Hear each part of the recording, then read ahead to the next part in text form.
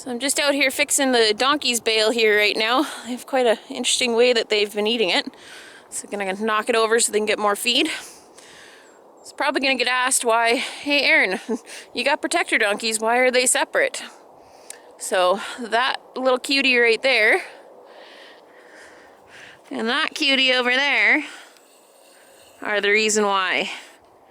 For some reason, these little donkey jacks, the foals, were like chasing the lambs, or not even just the lambs, the sheep in general. I had these two out with the ones that are due for February, and like he was good with them for so long, and all of a sudden he decided that he was going to start chasing them. So because I didn't want them to abort, I just pulled them up into this up front pen up here so that they could, until they're weaned. They're 4 months now, so they're almost, actually they're 4.5 months, they're almost 5. So they can get weaned now. Was just waiting for this nicer weather to come. I didn't want to wean them in -30. But yeah, we'll fix this bale up here. So I get a lot of questions as to why I have donkeys, and the number one reason is protection. They are for coyote protection. They also let me know if the sheep get out. Like, there's 2 different protective styles with the donkeys, and the little white donkey, Jorge, is more of a brace style when it comes to, you know, sheep getting out, somebody being in the yard. Like, he will bray when anything is out of the ordinary. This donkey behind me, Donkita, is more of an attack style protector. So if a coyote, or sometimes even if the dogs go into the pasture, she will chase them down and get them. And then Chiquita, that donkey that's hiding around the side there, she is more of a brace style protection. So when she had her first full churro a couple years ago, she just kept braying, and I'm like, what is she doing? I never understood really why they did it, but yeah, there's 2 different protective styles of the donkeys, so that was interesting to learn about. I didn't know that until I got them. I've always, like, being a farrier, I've always trimmed donkeys, and they're usually just pets. Like, I've never really done a whole lot of protective trims, or protective donkey trims, I should say. But yeah, the reason I got them was about 2021 or 2020, maybe, I can't remember which year.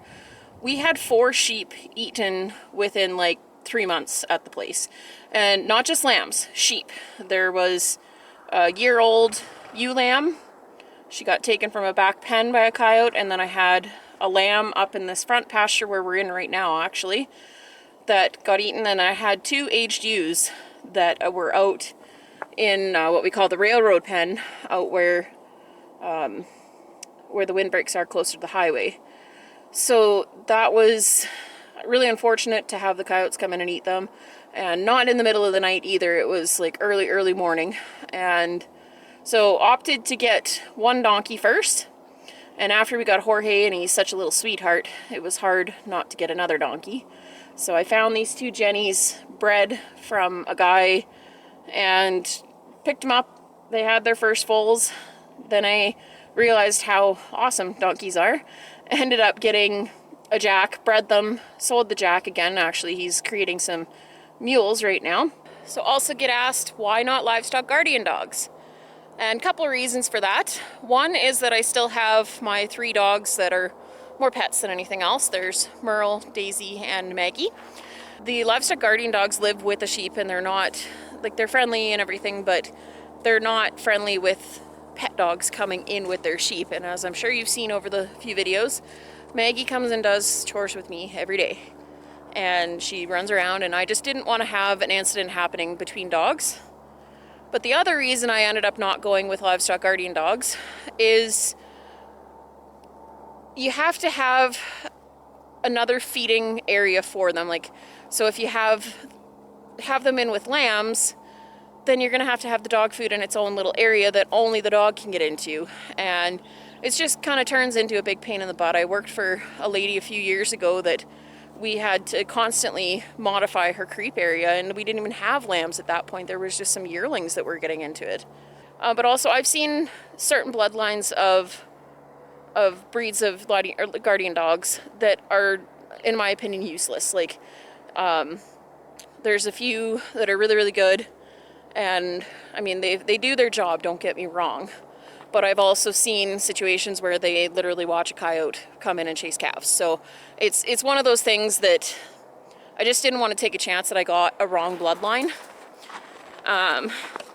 Then also, the other reason I went with the donkeys is they eat the same thing as the sheep. So why not have them in here where I can feed them in the same bunk lines, not have to worry about, you know, having another feeding area, but then also can breed them, get these adorable little foals, and sell the foals to pay for their portion of the hay. So it actually works out really good. The donkey market is pretty amazing right now, actually. So the last 2 foals I had, I don't want to say waiting list, but I had quite a few people interested in them before they were weaned.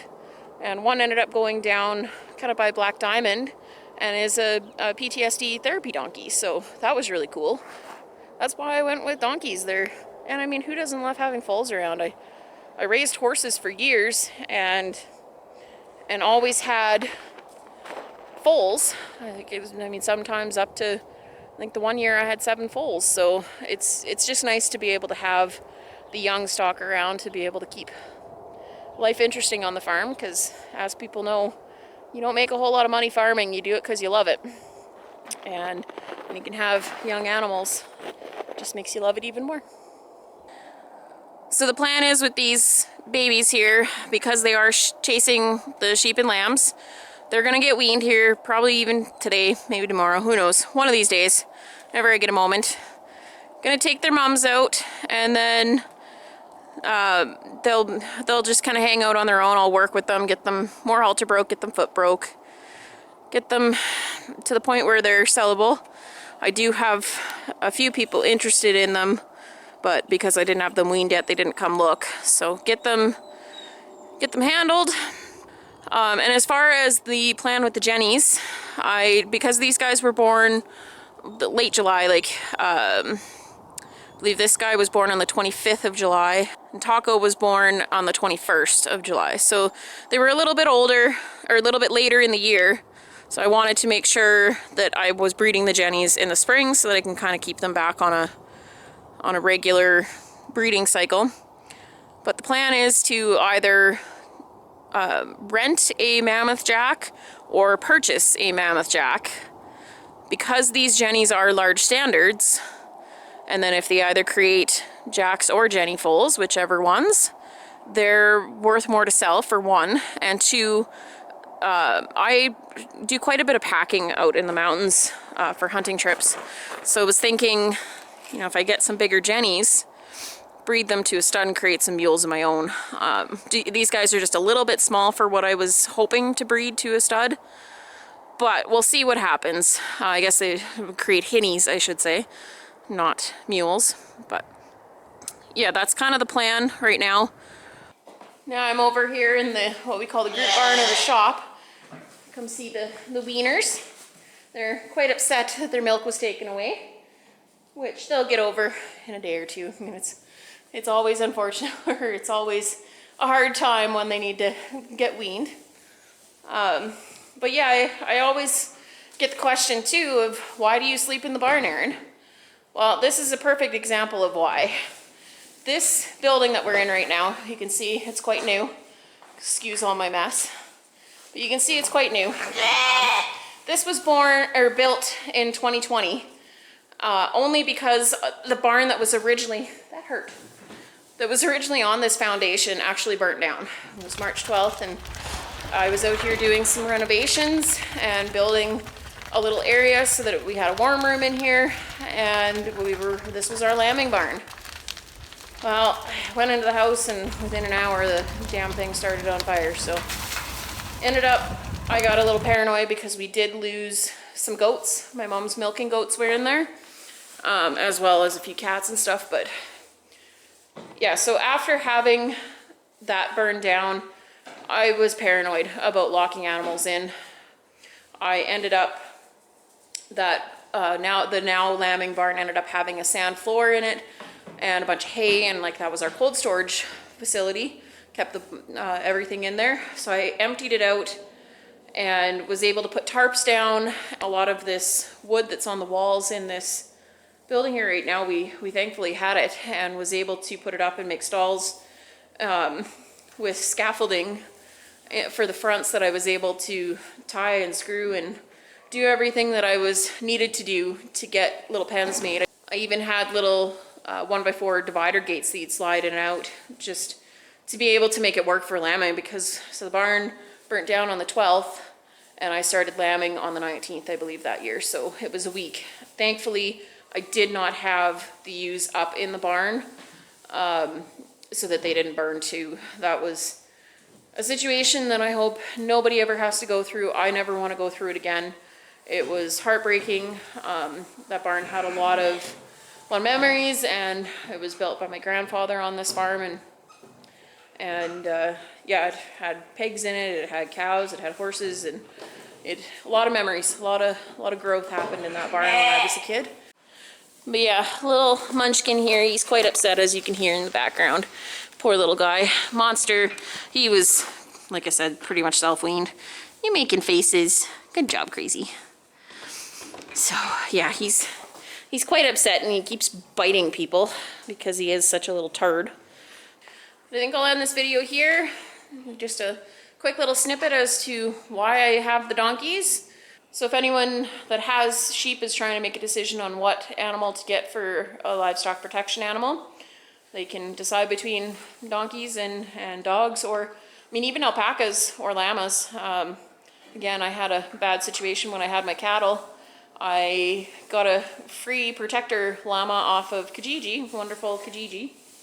Ended up chasing a bunch of my heifers through the fences and was an absolute a-hole, we'll just call it. So after that, I didn't want to get an alpaca.